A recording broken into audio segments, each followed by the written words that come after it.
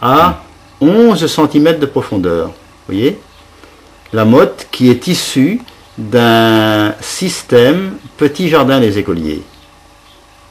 Et vous avez la tige qui est là. Nous avons coiffé l'ensemble avec un pot de fleurs en plastique tronconique, sans fond.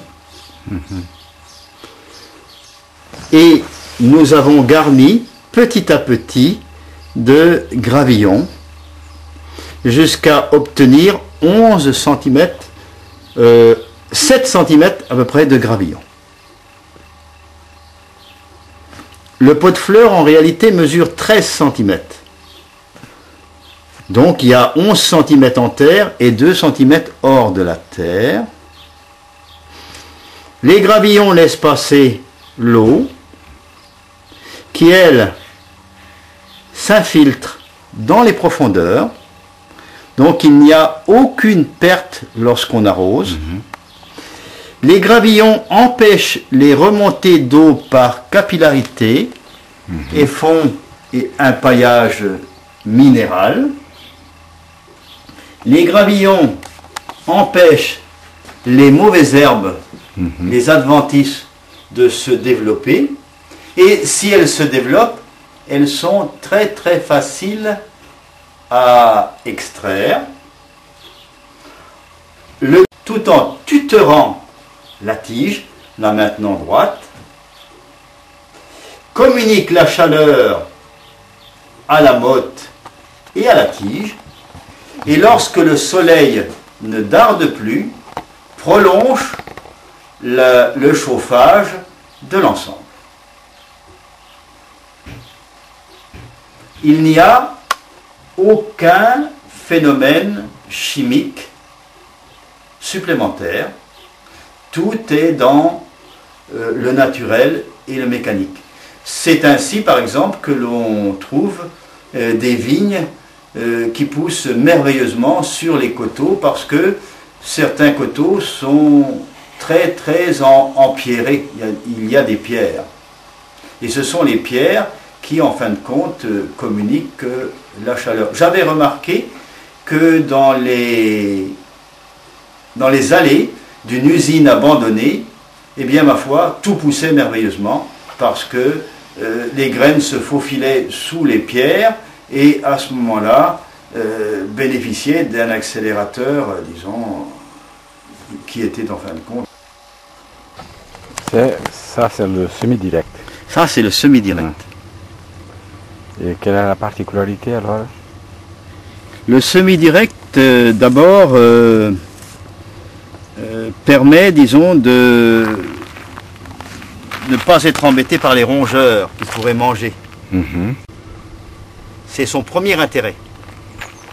Donc c'est défensif. Défensif vis-à-vis des rongeurs. Ouais. Deuxièmement, il est aussi un accélérateur, puisqu'il possède une microserre qui reste en place. Vous voyez? Alors ce châtaignier se développe et passé à travers, vous voyez, et passé à travers le goulot. Alors d'ici quelques temps, nous allons pouvoir découper l'année prochaine de chaque côté et en aveugle extraire cette bouteille qui évidemment n'a pas de fond. Elle n'a pas de fond. Elle n'a pas de fond. Si elle avait un fond, elle ne servirait pas. Alors le semi-direct, vous semez directement en place. Oui, sauf donc vous mettez aussi le gravier. Tout à fait, le gravillon est à l'intérieur. Ouais. Mais vous avez de la terre qui est déjà la terre qui existait avant. C'est-à-dire que nous avons mis en place, disons, un mélange de terre et de terreau, quoi. Alors je vais vous en faire une pour vous montrer comment je fais. Oui. Venez ici.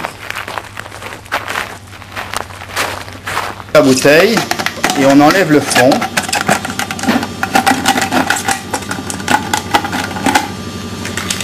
Oui. Voilà. Première.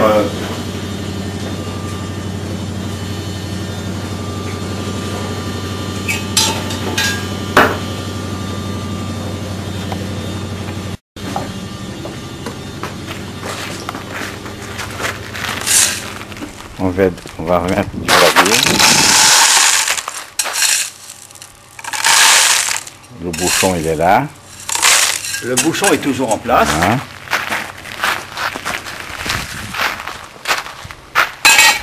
Vous l'avez rempli de l'eau. La caverne d'Ali Baba. Voilà, vous voyez, voilà une châtaigne germée. Vous la voyez? Oui. Je vais donc pouvoir la mettre à l'intérieur. Et pourquoi vous gardez les châtaignes ici? Parce qu'elle se conserve vivante là-dedans. Et c'est quoi finalement ça? Ce sont des bacs de machines à laver enterrées, en inox, qui ne bougent pas. Il faut que vous ayez ça là-bas. Vous comprenez? Un inox est en contact avec la terre parce qu'il y a des trous. Il y a des trous. Donc la terre est toujours humide. Et ça, c'est pour empêcher les mulots de venir me les manger. Donc j'ai mis une châtaigne, vous la voyez? Oui. Hein? Voilà. Oui. En général, elle n'est pas germée. Hein. Et qu'est-ce que maintenant je vais mettre? mettre? Je peux voir un exemple de... Ici, c'est visible votre... Oui. Qu'est-ce qu'il y a de particulier dans celle-là? Rien. Rien, c'est un qui ne m'a pas servi. Qui n'est pas encore servi. Non, donc non. elle va être enterrée, mais je vois que celle-là... Parce qu'en fait, elle n'est pas trouvée ici. Quand vous la renversez, les autres sont C'est pas trouvées. grave, les autres peuvent être trouvés seulement sur les côtés, ça suffit. Ça suffit. Ça suffit. C'est très bien. Les noisettes sont conservées vivantes, vous les voyez.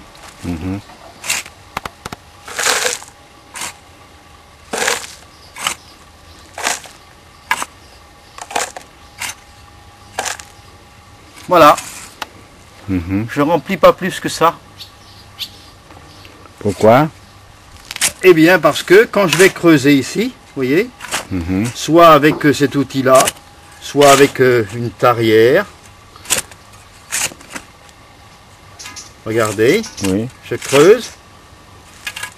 Là j'ai une pomme de terre noire. Vous voyez? Et à ce moment-là, je renverse.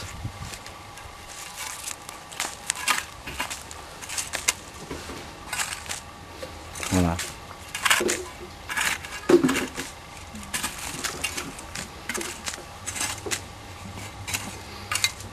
Et il aurait fallu que je perce un peu plus profond. Vous voyez? Voilà. Et vous enlevez la... Voilà, le bouchon. Et les capteurs, les abris à forficules que l'allemand Hans Herven a inventé. Et là-dedans vivent en général des forficules. Elles sont à l'abri dans la paille de bois. Je ne sais pas s'il y en a dans celle-ci. Ben non, il est. Donc normalement on met de la paille de bois, vous voyez. Et les forficules vivent dedans et on déplace ça de droite à gauche. Celui-là dans la pluie. Il faut que je l'en remette. Donc les forficules sont les Ils prédateurs. mangent des pucerons, les prédateurs des pucerons. Voilà. Les coccinelles non, les coccinelles c'est autre chose, ils ne vivent pas de la même façon. Venir ici en place pour redresser géobiologiquement la maison. Il l'a placée à un endroit qu'il a choisi, ou plutôt que la nature lui a indiqué à l'aide de ces deux lobes-antennes. Comme je n'ai plus de lobe-antenne, je peux vous en fabriquer un tout de suite. Je vais le faire immédiatement. Triangulaire. Et il l'a tourné en tenant compte, disons, il est tourné vers le nord. Quoi. Voilà. Oui.